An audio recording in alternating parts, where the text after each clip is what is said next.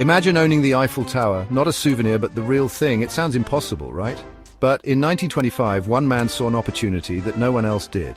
Paris was alive with energy and the Eiffel Tower stood as its centerpiece. But beneath the city's glamour, a con was brewing. This is the true story of Victor Lustig, a master con artist who set out to sell the Eiffel Tower for scrap metal. Not once, but twice. Lustig read a newspaper article about the tower's high maintenance costs and saw his chance. Where others saw trivia, he saw the seed of a con. He forged government documents and crafted a believable story. The city wanted to quietly sell the tower. Lustig targeted 5 top scrap metal dealers, inviting them to a secret meeting at the Hôtel de Crillon, one of Paris's most luxurious hotels. The dealers, intrigued by the official invitation, arrived at the Grand Hotel unaware they were about to be part of history's boldest scam. Lustig, posing as a government official, explained the city could no longer afford the Eiffel Tower and planned to sell it for scrap. The men were stunned, captivated by the scale and secrecy of the proposal. They had no idea they were being drawn into one of the greatest cons of all time. Who was this man who could dream up such a scheme? Victor Lustig was no ordinary criminal. Born in the Austro-Hungarian Empire, he was a man of immense charm, intelligence and sophistication.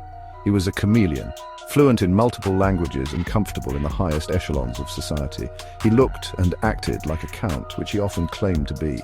Lustig wasn't a thug who used force. His weapons were persuasion, psychology, and an uncanny ability to read human desire and greed. He understood, though, that people don't just buy a story, they buy the person telling it, and he was the most convincing person you could ever hope to meet.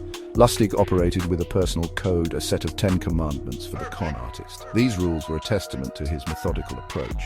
They included principles like be a patient listener, never look bored, and never get drunk. He was a student of human nature, understanding that the best cons are not rushed. He knew that to gain someone's trust, you had to appear trustworthy in every detail, from your tailored suit to your calm demeanor. He built a persona of refined elegance and quiet confidence that made his wild claims seem not just plausible, but perfectly reasonable. He was, in essence, a professional actor playing the role of his life. His criminal career before the Eiffel Tower scam was long and varied. He had honed his skills on transatlantic ocean liners, swindling wealthy passengers with a phony money printing machine he called a Romanian box. He would demonstrate the device, which would slowly produce a genuine $100 bill, and then sell it for an exorbitant price, claiming it needed 6 hours to print each note. By the time the buyer realized the box only contained a few preloaded bills and was otherwise worthless, Lustig was long gone. This experience taught him the art of the patient setup and the quick getaway, skills that would prove essential in Paris. Lustig's genius was in identifying and exploiting the subtle weaknesses in people. He knew that his chosen scrap dealers were ambitious businessmen eager to secure a contract that would make their careers. He played on their greed, but also on their egos.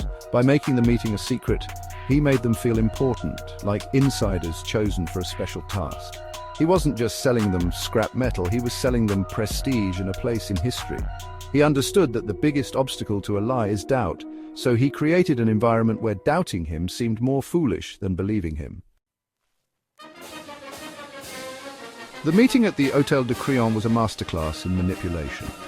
Lustig took the dealers in a hired limousine for a tour of the Eiffel Tower, not as tourists, but as inspectors. This simple act made the deal feel tangible and real. He pointed out areas that needed repair, speaking with the casual expertise of an engineer. He answered their questions with vague but confident government speak, lamenting the political difficulties of the decision. He was building a shared reality with his victims, drawing them deeper into his fiction with every carefully chosen word and gesture. The dealers were no longer just listening to a pitch, they were participating in a state-level transaction. To seal the deal, Lustig knew he had to identify the most eager and insecure member of the group. His choice fell on a man named André Poisson. Poisson was a provincial dealer, new to the Parisian business scene and desperate to make his mark. Lustig sensed his ambition and his insecurity. During private conversations, Poisson confessed his doubts, not about the deal itself, but about whether he was prominent enough to be entrusted with such a high-profile contract. Lustig had found his perfect mark. He now knew exactly how to reel him in and secure the money before anyone else could raise the alarm. Lustig executed his final move with surgical precision. He arranged another meeting with Poisson, confiding in him that as a government minister, his salary was modest. He complained about the pressures of his position, subtly implying that he was open to a little extra encouragement to ensure the contract went to the right person. The hint was unmistakable. He was asking for a bribe. For Poisson, this was the final piece of the puzzle. A corrupt government official asking for a kickback was something he understood.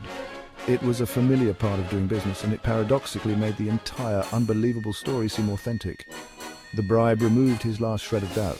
Poisson eagerly handed over the bribe, along with the substantial payment for the Eiffel Tower scrap rights. He was convinced he had secured the deal of a lifetime. As soon as the money was in his hands, Victor Lustig and his American partner, Dapper Dan Collins, wasted no time. They checked out of the hotel and immediately boarded a train to Vienna, a briefcase full of cash in their possession.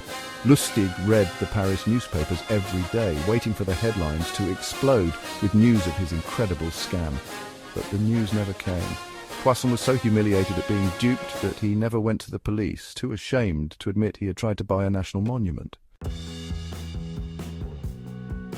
Safely in Vienna, Lustig watched and waited. The silence from Paris was deafening. The fact that Poisson never reported the crime was the most brilliant, unplanned part of the entire affair. Lustig realized he had created the perfect crime, one where the victim was too embarrassed to seek justice. A lesser con man would have counted his blessings and retired to a life of luxury. But Victor Lustig was not a lesser con man. He saw not a close call, but an opportunity. If it worked once so flawlessly, why couldn't it work again? The Eiffel Tower was still standing, and the greed of men was a resource that never ran dry. So, about a month later, Lustig returned to Paris. He was like a director staging a revival of his greatest hit. He once again forged the official government stationery, sent out the invitations, and booked a suite in a fine hotel. He gathered a new group of 5 different scrap metal dealers and delivered the exact same speech. He was the same Deputy Director General telling the same story about the expensive, crumbling monument. He took the new group on the same inspection tour, using the same confident gestures and the same carefully crafted lines. It was a breathtaking display of nerve. This time, however, things did not go as smoothly. One of the dealers in the second group was more suspicious. Perhaps the story was too fantastic. Or perhaps Lustig's performance had lost some of its fresh spark. Before any money could change hands, this dealer went to the police to check the story's authenticity. The authorities were, of course, baffled. They had no plans to sell the Eiffel Tower. Lustig, who always had an ear to the ground and an escape route planned, sensed the change in atmosphere. Before the police could close in, he fled France, this time for the United States. He didn't get the money, but he got away. Victor Lustig's story endures because it is more than just a crime. It is a piece of performance art. His tale is a real-life heist film filled with suspense, glamour, and an anti-hero who is impossible not to admire on some level. He didn't break into a vault, he sold something that was never for sale, using nothing but words and confidence. Lustig is remembered not just for his crimes, but for the sheer scale of his imagination.